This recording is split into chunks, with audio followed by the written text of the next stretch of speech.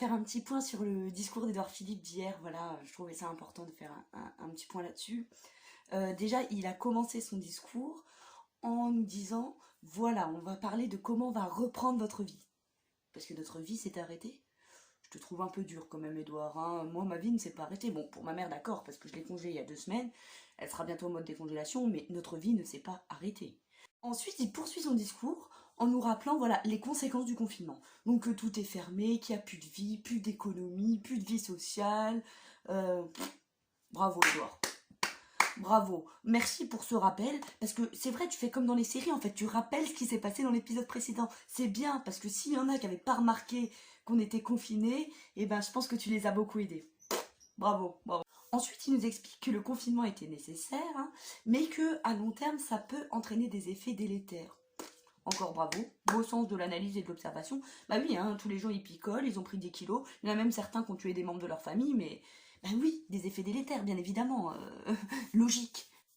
Ensuite, il balance ses constats. Donc il y en a 3. Le premier est médical. Nous allons devoir vivre avec le virus. Apprendre à vivre avec le corona, mais c'est super. Moi, je lui ai déjà fait une petite place dans mon armoire, etc. J'ai prévenu ma mère. Bon, elle était pas très chaude, mais bon, normal, elle est congelée.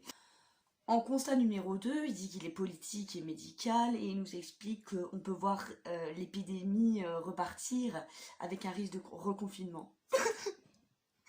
Mais me parle pas de ça maintenant, là j'écoute comment on va se déconfiner. Alors si tu dis ça maintenant, moi tous mes espoirs ils peuvent tomber, Edouard. Ensuite, il nous explique le 3e constat qui est géographique, hein, que certaines régions sont beaucoup plus touchées que d'autres et qu'il va falloir adapter le déconfinement localement. Ah bah ça, tu peux être sûr que c'est pour notre gueule, hein. Moi je viens d'où? Je viens d'où? Bah de l'Est, voilà. Et dans l'Est, on a été vachement touchés. Donc tu vas voir que moi, je vais déconfiner en 2022. Hein. Ensuite, il nous dit, voilà, le 11 mai, je vais vraiment parler de sa mise en œuvre en 3 points. Protéger, tester, isoler. D'accord, jusque-là tout va bien. Il commence par protéger, donc il parle de se laver les mains, de la distanciation sociale, tout ça. Et là, tu sais pas pourquoi, mais d'un coup, il se justifie de nouveau sur le fait que jusqu'à présent, on n'est pas une masque. Mais stop, tu en parles à chacune de tes interviews. Là, on est là pour parler du déconfinement. On a compris que vous aviez été nuls, que vous aviez pas assez de masques. Arrête de revenir là-dessus. T'es le genre de personne, tu parles d'un truc intéressant et tu divagues, tu divagues. Et l'autre, elle a envie de savoir le truc intéressant. Mais c'est une catastrophe. Édouard, Édouard, Édouard. Bref, ça a duré, ça a duré. Moi, j'ai fait une micro-sieste, je me suis réveillée, il parlait encore des masques. Ensuite, il a dit un truc incroyable, c'est qu'il veut encourager chacun à faire des masques. Et diffuser des guides pratiques de confection de masques afin que chacun se mobilise pour en produire. Édouard, un tuto. Édouard, un tuto. Ensuite, il nous parle du 2e point, qui est donc tester. Et là, il nous explique les 700 000 tests par semaine. Et là, vous allez voir, il est très bon en calcul mental, Édouard. Bonjour Edouard. Bonjour Laurent. Les chiffres. 6, 50, 8, 9, 5, 4. 3000 fois 25 fois 7, cela donne 525 000 tests par semaine. Alors, il explique que voilà, il y aura beaucoup de tests, hein, qu'il y aura une brigade conçue à cet effet, hein. Ça fait peur. Bonjour madame, brigade du Covid. Comment vous sentez-vous aujourd'hui? Yeux vitreux, nez qui coule. Gérald, elle a les signes. On l'embarque. Madame, on va faire une série de tests. Hein. Et que quand tu seras testé positif à ce test, pas pour ton test de grossesse, tu seras isolé. Alors, soit chez toi, soit dans une chambre d'hôtel prévue à cet effet.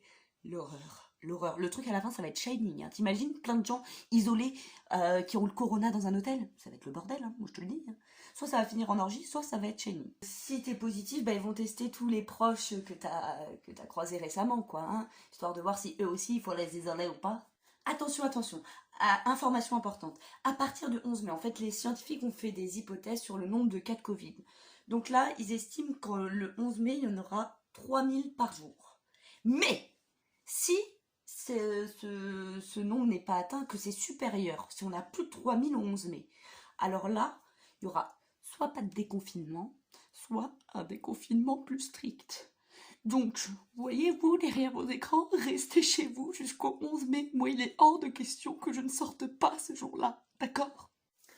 Bref, le déconfinement doit être progressif. En gravissant des marches de 3 semaines, Des marches de 3 semaines, c'est quand même des grosses marches, hein. Moi, j'ai des escaliers, je sais pas comment je vais arriver en haut, hein. Là, il reparle de la différenciation selon les territoires. Bon, ça, on a compris que c'était pour notre gueule. Arrête d'en parler, arrête d'en parler. Et que ça va dépendre de 3 facteurs, je vais pas vous les dire, ça sert à rien. Hein, mais tout ça, on le saura le 7 mai. Ensuite, il nous explique qu'il y aura 2 catégories, hein, les rouges et les verts. dans la catégorie, disons, rouge, circulation élevée, vert, circulation limitée. Bravo, Edouard. Pour toi, tu vas être bon au code de la route, hein. Alors ensuite, il nous parle vraiment des choses plus concrètes, hein, que par exemple l'école, à partir du 11 mai, ça sera un impératif, bon, sous forme voilà, de bénévolat avec 15 élèves par classe et tout. Et on commence par ceux qui respectent moins les règles, ceux qui ont le nez qui coule, ceux qui lèchent tout ce qu'ils trouvent, celui qui mange la pâte à modeler que son voisin a bien touché, les maternelles et les primaires. Ouais! Je comprends pas. À partir du 11 mai, chers salariés, entrepreneurs, il faudra privilégier le télétravail. Voilà, donc moi je suis rassurée, hein, parce que vu que c'est quand même une de mes principales sources de vidéos, le télétravail, bah, je vais pouvoir continuer à en faire. Donc en fait, si je comprends bien, les adultes vont télétravailler et les enfants vont aller à l'école pour retransmettre le virus à leurs parents qui télétravaillent. Et qui télétravaillent pour pas choper le virus, c'est ça?